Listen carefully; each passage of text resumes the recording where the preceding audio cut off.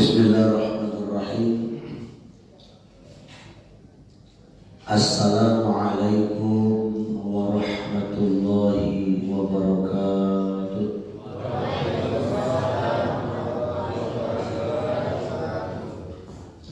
Alhamdulillah, alhamdulillahi rabbil alamin. Alhamdulillahilladzi khalaqas samawati wal ardh, alladzi khalaqal insana fi ahsani taqwim. Asyhadu an la ilaha illallah wahdahu la syarika lah, wa asyhadu anna Muhammadan abduhu wa rasuluh, alladzi la nabiyya wa rasulahu ba'da. Amma ba'd. Wa qala Allah ta'ala fil Qur'anil Karim, a'udzu billahi minasy syaithanir rajim. Bismillahirrahmanirrahim. Ya ayyuhalladzina amanu ittaqullaha wa tanzur nafsun ma qaddamat lighad. Wattaqullaha innallaha khabirun bima ta'malun. Summa qala ya ayyuhalladzina amanu idza qumtum ila shalah faghsilu wujuhakum wa aydiyakum ilal marafiqi wamsahu bi ru'usikum wa arjulakum ilal ka'bayn. Sadaqallahu wa sadaqa rasulun nabiyil karim. Wa nahnu ala dzalika minasy syahidin wa syakirin walhamdulillahi rabbil alamin. Yang kita hormati ketua dan pengurus masjid, Bapak Imam Khatib dan Gharib, para orang-orang tua saya, Bapak Ibu kita yang hadir, kita hormati jamaah salat subuh yang berbahagia, insyaallah dirahmati oleh Allah Subhanahu wa ta'ala. Pagi hari ini bertepatan dengan 22 Jumadil Akhir 1444 Hijriah Ahad, atau tepatnya 15 Januari 2023. Pagi ini Allah berikan kita kesempatan, Allah berikan kita kekuatan, sehingga pada pagi hari ini kita hadir bersama-sama di masjid yang kita cintai ini dalam rangka untuk melaksanakan kegiatan wajib, amal wajib sholat subuh. Alhamdulillah secara berjamaah. Ibadah adalah menjadi tujuan, maka ibadah dirangkai menjadi amal. Menurut Imam Al-Ghazali dalam kitab Ihya Ulumuddin disebutkan tujuan manusia diciptakan Allah ini cuma dua saja. Yang pertama adalah tujuan manusia diciptakan, yang pertama untuk amal, yang kedua untuk ilmu. Cuma dua itu. Kalau Allah titipkan harta, itu hanya pemandis saja. Kalau Allah berikan kita nikmat yang banyak, itu pemandis hidup saja. Pasangan suami istri, anak-anak, itu pemandis saja, Pak. Dan itu bukan tujuan. Kalau kita diberikan kesehatan sehingga bisa menikmati makanan yang enak, itu hanya sebuah hal yang hanya menguatkan kita untuk beribadah saja. Makan dan minum itu untuk menguatkan ibadah. Tapi tujuan hidup bukan itu. Tujuan hidup cuma dua kata Imam Ghazali dalam kitab Ihya Ulumuddin disebutkan. Yang pertama adalah untuk amal, yang kedua untuk ilmu. Sebab amal dan ilmu ini sangat sejalan. Amal dan ilmu ini sangat sejalan.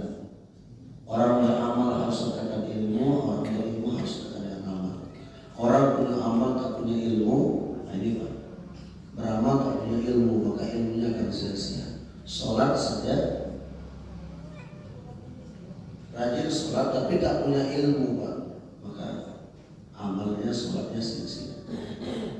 Atau ilmu saya tak beramal, ini banyak orang ada pintar ngomong, pintar ngecek, segala waduh ilmu tidak diamalkan. Bagaikan pohon yang rindang tak berbuah, tak ada gunanya.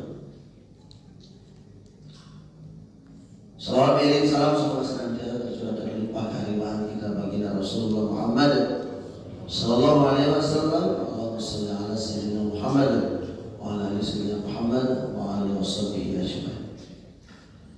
Bapak Ibu jemaah salat semua yang dirahmati Allah Subhanahu wa taala, pada kajian kita edisi Ahad pagi hari ini tentang ilmu dalam ibadah. Nah, kita ambil spesifiknya tentang bab bersuci Pak. Sebab 3 hal ini sangat penting sekali Pak. Sejak bersama di mana-mana Pak selalu mengingatkan. Andai kan ini berulang-ulang disampaikan tidak apa-apa Pak. Yang pertama istinja, yang kedua wudhu, 3 sholat. Istinja, wudhu, tayamum, wudhu dengan tayamum satu rangkaian. Kemudian yang ketiga adalah sholat. Sebab persoalan sholat itu persoalan yang luar biasa Pak. Kalau orang berzina mungkin hukumannya cambuk, rajam, maling, potong tangan. Kalau sholat Pak, sholat hukumnya bukan rajam, cambuk, tapi murtad. Saya sering menyampaikan Pak, tidak sholat sama cambuk tangan. Bayangkan, karena sholat ini merupakan fondasi awal dalam beragama. Kalau kita tidak ada kesempatan merayakan haji, kita meninggal, haji bisa dilaksanakan. Belum sempat puasa, misalnya ada utang puasa boleh dikodok.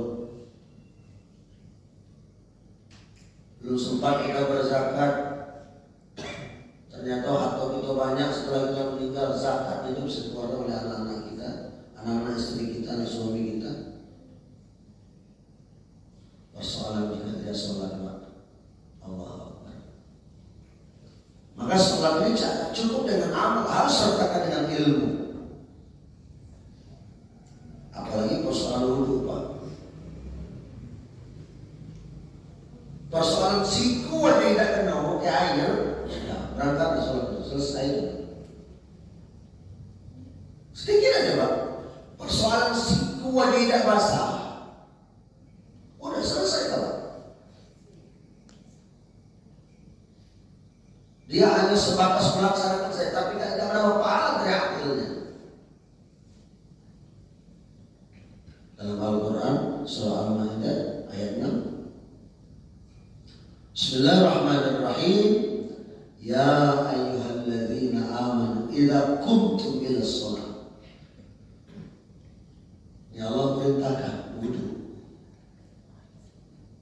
Kalau sholat melalui malaikat Jibril, Jibril kepada Nabi Muhammad. Nah, sholat Nabi Muhammad kita contoh ini, tapi dalam wudhu Allah perintahkan langsung.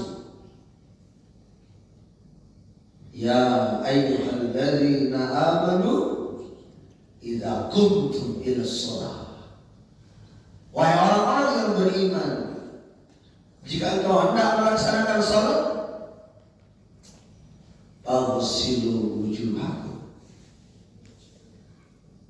basuhlah wajah.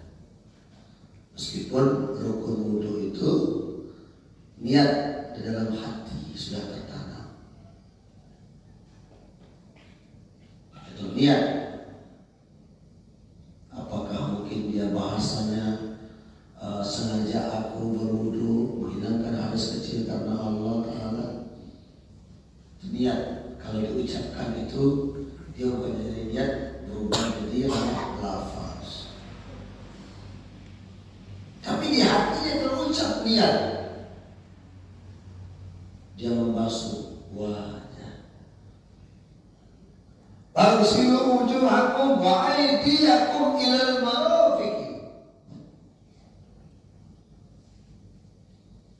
Membasuh kedua tangan hingga siku. Ini Pak, ini persoalan wudhu aja, persoalan siku aja tidak basah, ini selesai Pak. Karena ini rukun. Karena ya beberapa waktu saya sampaikan Pak, rukun ini adalah sesuatu hal yang tidak bisa ditinggalkan ketika ibadah itu berlangsung. Dalam ibadah itu ada syarat, ada rukun. Syarat adalah sesuatu yang harus dipersiapkan sebelum melaksanakan ibadah. Sholat dulu ini syarat. Sementara rukun sesuatu yang harus ada ketika ibadah itu sedang berlangsung. Nah, salah satunya tidak berlangsung wudhu yang harus sampai. Salah satunya adalah membasuh kedua tangan hingga siku. Siku tidak basah, selesai urusan. Maka Bapak Ibu persoalan wudhu ini, sholat ini perhatikan betul Pak. Perhatikan betul. Nah ini, kalau yang mengenakan bajunya angkenian Pak, angkenian ini Pak. Ibu-ibu jangan kalau ibu-ibu, kan tempatnya terbuka.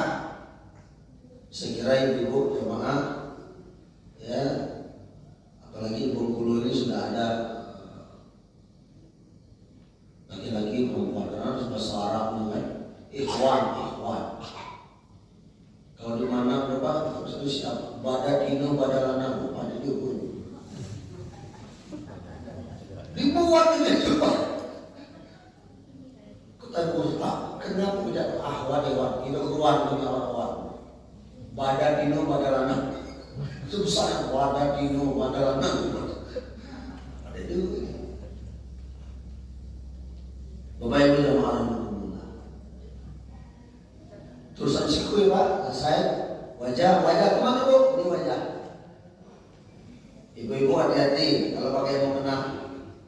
Wajah yang nampak itu ini nampak wajah. Dari dagunya itu wajah dulu. So ada mohon maaf ibu-ibu, mohon maaf ya, mohon ibu-ibu sekalian. Kapannya sembahyang, Masya Allah, diikat dengan mukena yang tali itu, diikat sampai ke leher Bu. Ini nampak kali Pak. Terus pertanyaannya, bagaimana sholat kita akan diterima oleh Allah sementara nampak awal? Wajah ini Pak. Maka tadi kata Allah, basuh wajah, kedua tangan hingga siku, wa aydiyakum ilal marafiqi wamsahu bi ru'usikum. Tak disebutkan ada kata-kata rambut, ada. Wamsahu bi ru'usikum, ru'usikum ra'is kepala. Ya ra'is itu adalah kepala, yang tinggi.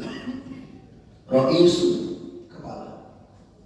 Ru'usikum basuhlah kepala. Maka menurut mazhab Imam Syafi'i, Bu, jadi saya pernah ceramah di sebuah tempat kayu tiku Pak. Mazhab Maliki, Hambali, Ustaz apa? Syafi'i.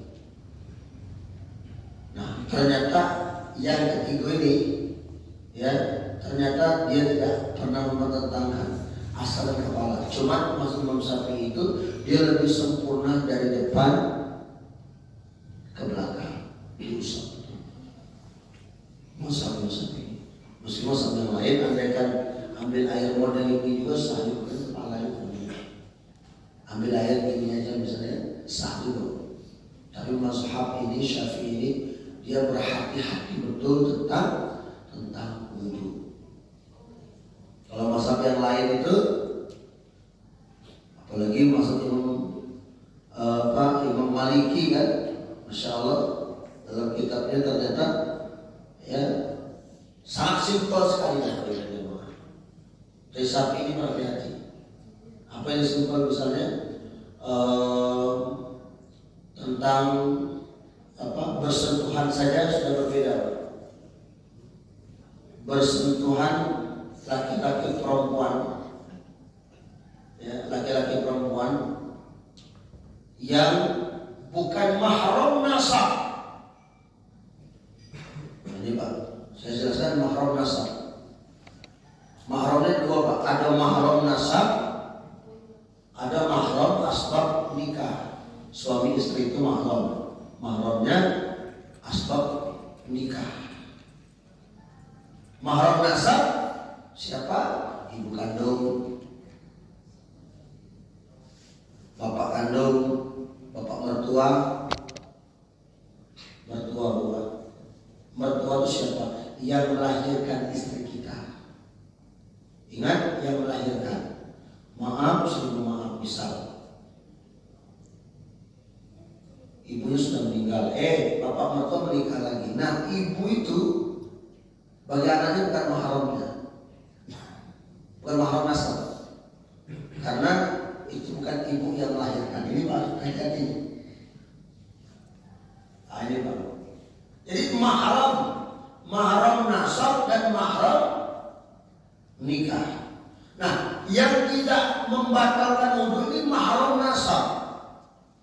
Ibu kandung, bapak kandung, ibu mertua, bapak mertua, saudara laki-laki, saudara perempuan, bibi,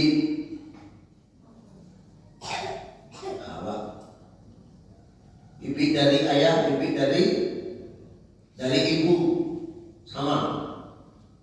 Nah, ini panjang Pak penjara mahram. Ini kita spesifiknya tentang wudhu. Nah ini Pak, nasab yang tidak membatalkan wudhu. Istri batal, maksudnya sampai ini istri membatalkan wudhu. Single batal. Kenapa? Karena dia bukan mahram nasab, mahram asbab nikah. Tapi kan tidak nafsu dia. Siapa bilang tidak nafsu? Tapi kan Ustaz, ya tidak niat.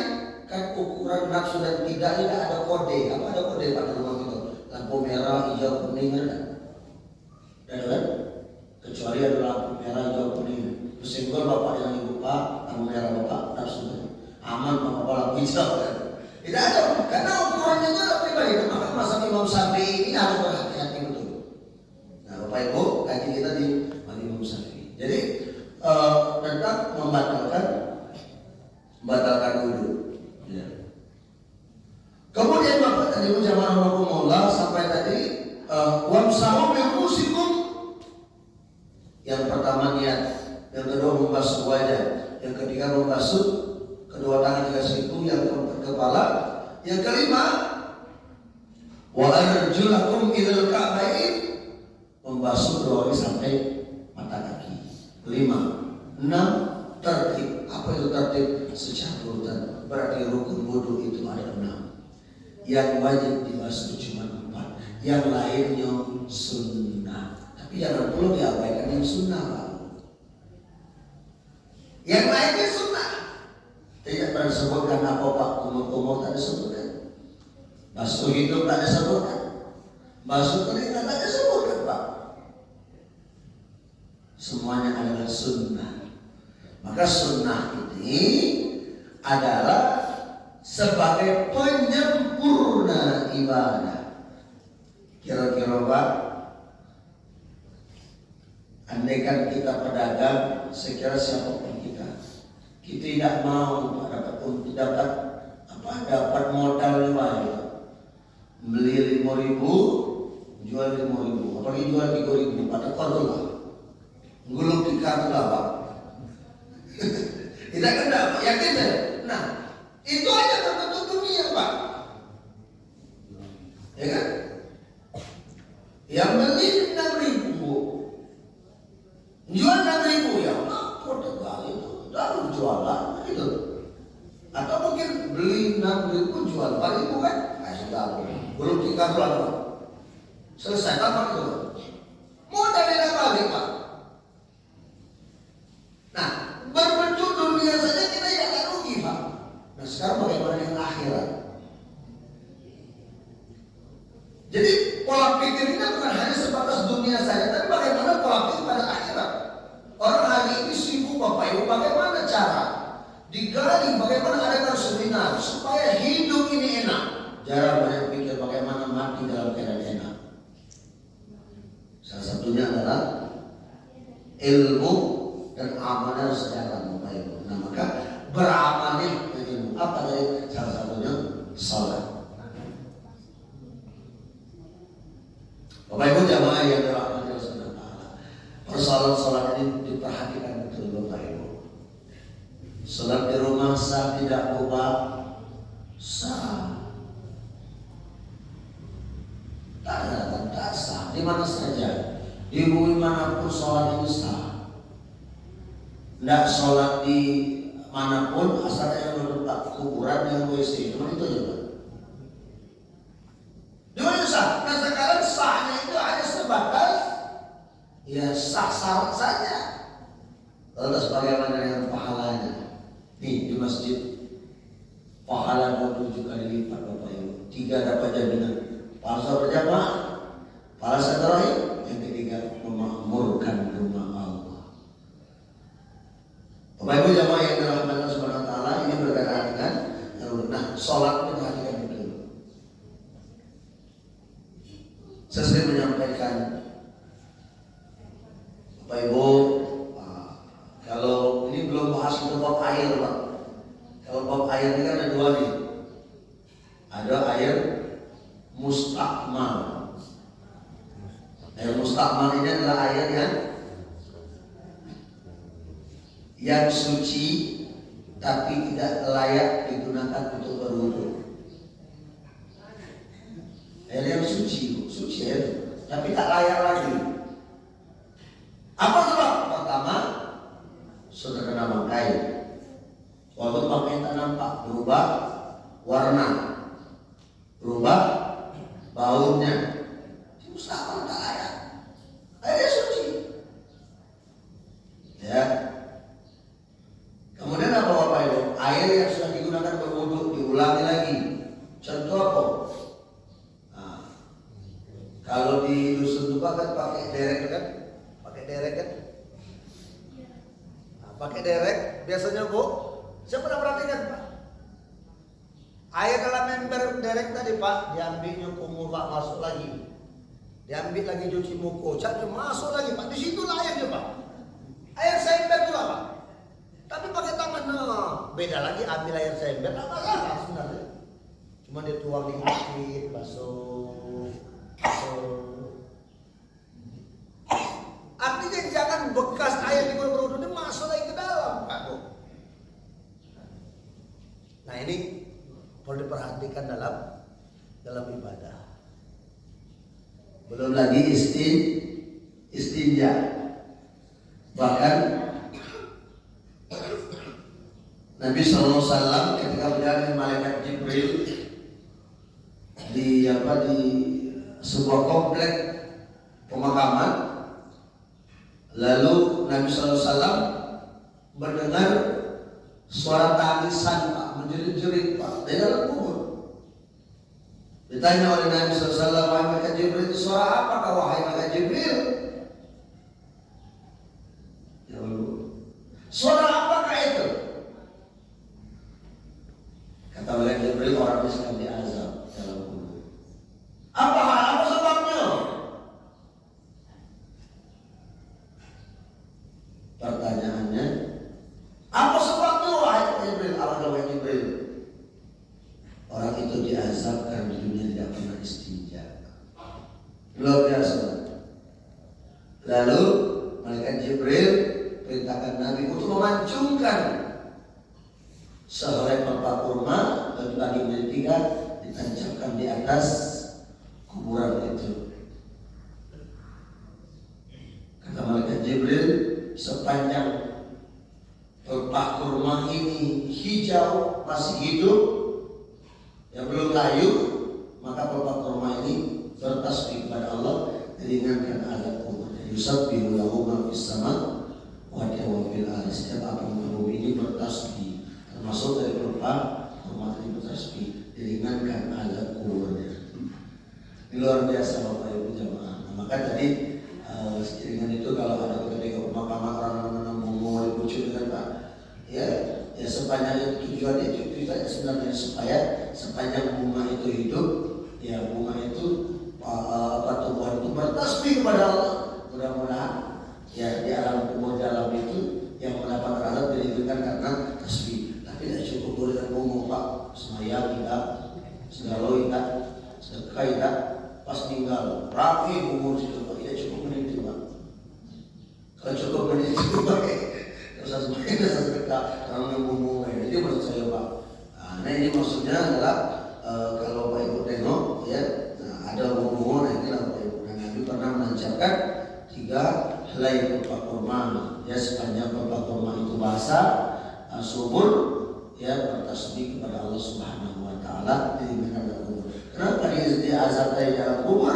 Karena salah satu dia tidak pernah istinja. Ibu tahu istinja? Cebok. Ini Pak, ya jadi ibu, anak-anakku, kalau kau siram, disiram, bersihkan. Ini kan banyak air Pak. Kalau dulu Pak kayak batu Pak, ada batu ketemu daun, tapi tengok daun daun jelantah kacau. Nah ini kan tisu banyak kan, tisu kan banyak, ya kan. Nah artinya jangan sampai tidak istinja. Ini mohon maaf nih Bapak Ibu jamaah, karena memang azab kubur bermula istinja benar. Ada sedang Bapak di masjid dan di dalam rumah tidak pernah nyiram Pak, ternyata Pak di pon gedang-gedang Pak. Azab kubur bermula tidak cebok kalau orang mulai terus bilang azab kubur bermula tidak istinja. Luar biasa Bapak Ibu. Ya, tapi kalau untuk Arab hadisnya jangan bisa besewa, tidak tepat kan? Harus Arab Indonesia juga ya kan?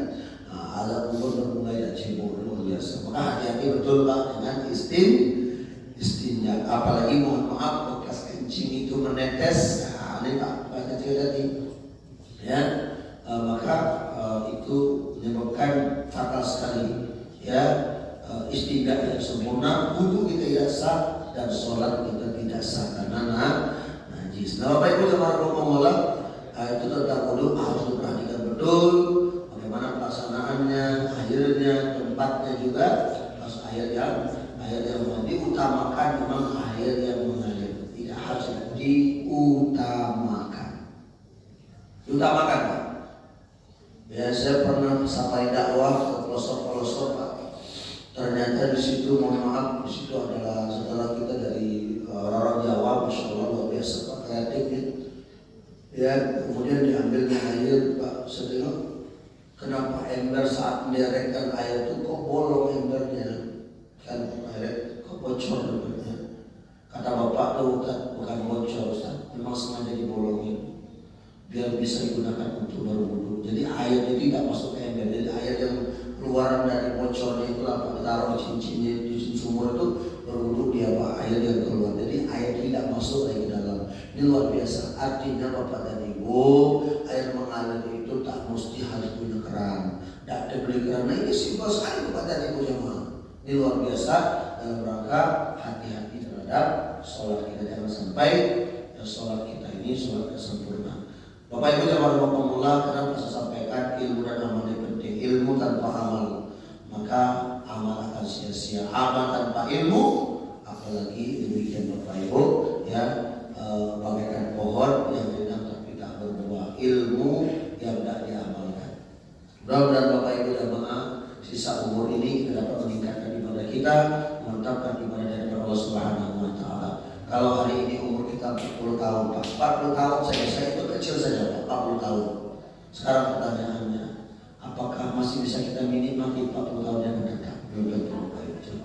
Maka waktu yang singkat ini mari kita perbanyak amal, mudah-mudahan bermanfaat. Amin ya rabbal alamin. Silakan ada pertanyaan Bapak Ibu sekalian, dipersilakan.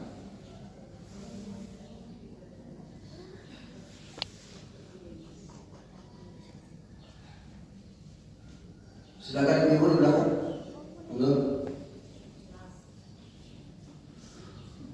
Bapak di depan Pak. Ada Pak? Pas. Ini senang saya ini pas nih Pak. Alhamdulillah Bapak Ibu sekalian ya. Bapak Ibu jamaah Allah yang akan sampaikan barangkali kalau ada pertanyaan. Mohon izin pengurus, selama ini saya belum pernah menceritakan. Kami hari ini sedang berjuang Bapak Ibu membuat wadah alternatif namanya pesantren Quran para yatim dan duafa. Ini berjalan sudah 2 tahun. Itu adalah para santri yang tak ada. Ini mereka ini Bapak Ibu banyak sebenarnya, ada 70 orang. Yang saya bawa ini adalah siapa yang hafalannya paling banyak. Beda motivasinya keluar. Nah, mereka Bapak dan Ibu para yatim ini mereka menikmati pendidikan di pesantren ya dengan biaya 0 rupiah. Di mana biaya makan Ustaz semuanya dari jamaah, semuanya donatur dari jamaah sekalian. Jadi mereka ini ya sedang menikmati pendidikan di Asyakur, namanya pesantren Quran yatim dan duafa. Alhamdulillah Bapak Ibu sekalian, ruang belajarnya insya Allah alhamdulillah sudah ada ruang belajar. Itu ada 4 kelas, setelah itu ada juga asrama. Nah, kami mengundang Bapak Ibu sekalian. Nah, ini mudah putra putrinya. Karena kemarin sekolah kita Bapak dan Ibu belum ada di situ. Tapi kali ini alhamdulillah kita buka SMP IT Bapak Ibu. Jadi mereka ini tinggal di asrama, malamnya mereka menghafal, siangnya bersekolah di SMP IT. Ada para jamaah menginginkan, Ustaz, bagaimana Ustaz, kami anak-anak kami ini para donatur juga ingin menikmati di pesantren Ustaz. Bisa tidak? Saya bilang bisa. Nah, tadi kita buka umum Bapak Ibu sekalian. Ya, ada jalur mukim, ada jalur non mukim. Maksudnya ada yang nginap, boleh tidak nginap boleh dari rumah. Tapi target kami insya Allah 3 tahun itu 12 juz. Karena dengan konsep one ayat one day, ya, 1 hari 1 ayat, ya, one day one ayat, 1 hari 1 ayat. Kalau 30 hari kan 30 ayat. Tapi alhamdulillah mereka ini diberi wajibnya one day one ayat sehari ayat. Tapi alhamdulillah ada yang hafal 2 ayat, bahkan ada yang selembar sehari pakai semangatnya. Itu yang menginap di asrama ini. Nah, ini apa? Jadi Bapak Ibu barangkali yang ingin menitipkan anaknya yang hari ini masih SD, boleh silakan Bapak Ibu mendaftar SMP Asyakur. Bagaimana biayanya? Nah, biayanya kan berbeda Bapak Ibu. Berbeda dari sekolah-sekolah yang barangkali Bapak Ibu masukkan anaknya ke IT yang mohon maaf barangkali ya tidak terjangkau. Nah, ini sangat terjangkau sekali. Nah, untuk biaya bulanannya silakan Bapak Ibu ambil anak yatim 1 orang. Biayai mereka. Anak Bapak Ibu 0 rupiah. Jadi silakan ambil anak yatim 1 orang, Bapak Ibu yang biayai. Ya, kalau biaya pondok itu kurang lebih sekitar 600 hingga 700.000 per bulan. Silakan Bapak Ibu biayai yang nginap ya, yang nginap pondok. Tapi kalau non nginap ya ada salah sekitar 500.000 per bulan. Nah, silakan ambil anak yatim 1 orang, biayailah, dan anak ibu 0 gratis, 0 rupiah ya, 0 rupiah. Jadi silakan. 50.000 itu apa saja Ustaz? Yang pertama Bapak dan Ibu, anak Bapak Ibu dari berangkat dari jam 7 sampai jam 4 gratis makan 1 kali.